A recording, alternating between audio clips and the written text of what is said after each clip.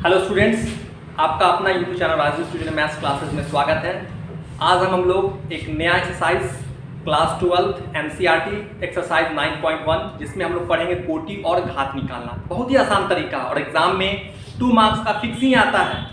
कोई भी बोर्ड में आप एग्जाम दो, चाहे यूपी बोर्ड हो, बिहार बोर्ड हो, सब में क्वेश्चन पूछता है 2 मार्क्स का। तो इसलिए अच्छे से इसको पढ़िए और बहुत आसान ही तरीका है, इसमें कोई दिक्कत आपको नजर नहीं आएगा। बहुत ही आसान है, बहुत अच्छे से बताएंगे आपको। और मैं पूरे वीडियो को अंत तक देखिए, ठीक है। और देखने के बाद मुझे कमेंट में जरूर लिख के बताइए कि वीडियो आपको कैसा लगा। ठीक है, स्टार्ट करते हैं हम लोग। सबसे पहले देखते हैं कोटि और घात निकालना है। पहला क्वेश्चन जो दिया हुआ है b के पावर में, मतलब फोर्थ डेरिवेटिव हम लोग कहेंगे, ठीक है, क्योंकि आप इसको 4 बार डिफरेंशिएट कर रहे हो। ये हो गया ट्रिपल बार, और किसी फंक्शन के अंदर, ये साइन फंक्शन हुआ, उसके अंदर आप डेरिवेटिव कर रहे हो। पहला नंबर 1, तो हमको पहले कोटि पता करना है। तो कोटि हमेशा होता है जो जितना ज्यादा बार डेरिवेटिव होता है, जितना ज्यादा बार आप डिफरेंशिएट करते हो, वही उसका कोटि कहलाता है। तो कोटि क्या हो गया? सिंपल 4 हो गया, इसमें कोई डाउट नहीं है, एकदम सिंपल है। आप मेरा पिछला वीडियो भी देख सकते हैं, हम एक वीडियो इस पे अपलोड भी किए हैं, कोटि घात का बहुत ही अच्छा वीडियो बनाया है। अगर उस वीडियो को आप देखोगे तो मेरा पूरा विश्वास है कि आपको एक्सरसाइज बनाने में कोई दिक्कत नहीं होगा। एनसीईआरटी का एक्सरसाइज 9.1, तो मेरा पूरा विश्वास है आप आसानी से बना सकते हो। ठीक है, जरूर देखिए मेरा वीडियो जो हमने बनाया है कोटि और घात का वीडियो। ठीक है, तो चलिए बढ़ते हैं आगे। अब बात करते हैं घात का। घात में कहा गया है कि उसमें single derivative, double derivative, triple derivative की फॉर्म होना चाहिए। किसी फंक्शन के अंदर डेरिवेटिव नहीं होना चाहिए। तो ये किसी फंक्शन के अंदर डेरिवेटिव है ट्रिपल, इसलिए इसका घात पॉसिबल नहीं है। ये अनडिफाइंड, इसको अपरिभाषित करते से घात आप परिभाषित नहीं कर सकते, इसलिए कहा गया इसको अपरिभाषित। फिर से हम रिपीट कर रहे हैं इस चीज को, आप समझ लीजिए। ये किसी फंक्शन के अंदर डेरिवेटिव है, और हमें पहले ही बताया बहुपद का रूप नहीं है, ये बहुपद का रूप ही नहीं है। बहुपद का रूप हमेशा होता है तो y होता है सिंगल, डबल, ट्रिपल, ये एक बहुपद का रूप होता है। ये बहुपद का रूप नहीं है। जब बहुपद का रूप नहीं होगा तो इसका आप घात नहीं निकाल सकते, इसलिए इसका कहा गया है अपरिभाषित। ठीक है, नेक्स्ट बढ़ते हैं। ये सिंगल डेरिवेटिव हो रहा है 5y = 0, y dash plus 5y = 0।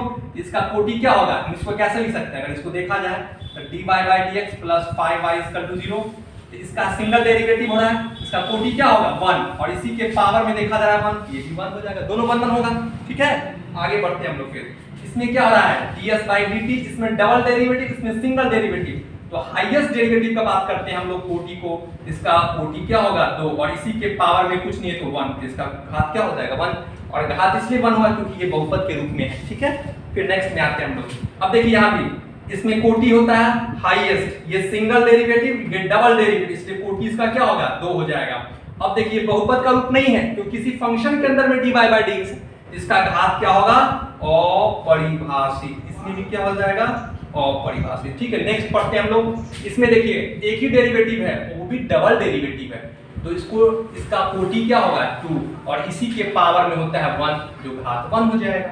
फिर अब यहाँ देखिए ट्रिपल है, डबल है, सिंगल है, तो हम क्या है? हाईएस्ट डेरिवेटिव, इसका ट्रिपल हो रहा है, इसका कोटि क्या होगा? आप ऐसे भी इसको लिख सकते हो, अगर चाहोगे तो इसको ऐसे आप लिख सकते हो, इसको चाहेंगे तो इस तरह से, हम अगर तोड़ के लिखना चाहेंगे तो इस तरह से आप इसको लिख सकते हो। अगर नहीं समझ में आता यू कैन राइट हियर, इसको dy/dx, ठीक है, इसके पावर में 4, y पे 5 = 0। बहुत आसानी से आप समझ सकते हैं, ये थर्ड डेरिवेटिव, ये सेकंड डेरिवेटिव, ये फर्स्ट डेरिवेटिव, तो हाईएस्ट डेरिवेटिव मतलब कोटि होता है, इसका कोटि होगा 3। फिर क्या होगा? घात का बात कर रहे हैं, हाईएस्ट डेरिवेटिव के पावर को ही कहते हैं घात, तो इसके 3 के पावर में क्या है? 2 है, तो इसका घात क्या हो जाएगा? 2 होगा। बहुत ही आसान तरीका है सर, ये मुफ्त का नंबर है, आप एग्जाम में मुफ्त का नंबर ले सकते हो। अगर थोड़ा सा अगर दिमाग से अगर इसको पढ़ते हो तो आसानी से आप 2 मार्क्स प्राप्त कर सकते हो एग्जाम में। ठीक है, अब इसी को जो ट्रिपल है, इसको कैसे लिखेंगे? एकदम समझ लीजिए, आप इसको ऐसे चेंज कर लीजिए अगर आपको दिक्कत हो रहा है ज्यादा तो। ठीक है, फिर क्या होगा? dy/dx = 0। अब बता दो इसका क्या हो जाएगा? कोटि 3 बार डेरिवेटिव, सेकंड बार डेरिवेटिव, ये एक बार, इसका कोटि होगा 3, इसी के पावर में 1 हो जाएगा। इसको फिर आप लिख सकते हो dy/dx, ठीक है, y हो गया e पे x, इसका एक ही सिंगल डेरिवेटिव है, इसलिए कोटि 1 और घात भी 1 हो जाएगा। फिर लिखिए आप इसको, फिर नेक्स्ट देखते हैं हम लोग।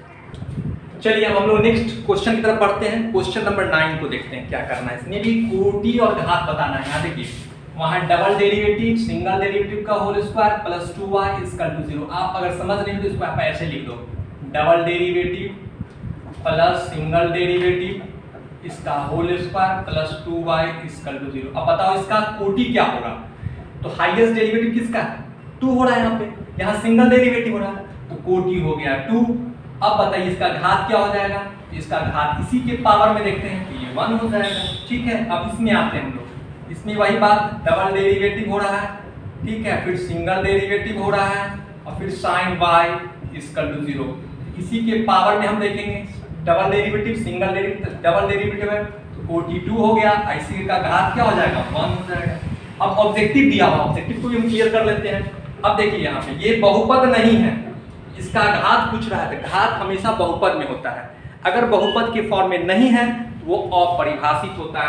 हम पहले ही बता चुके हैं, इसका आंसर होगा अपरिभाषित। इसमें कुछ करना ही नहीं है, यह बहुपद में नहीं है, इसलिए यह एक बहुपद नहीं है, यह एक बहुपद नहीं है।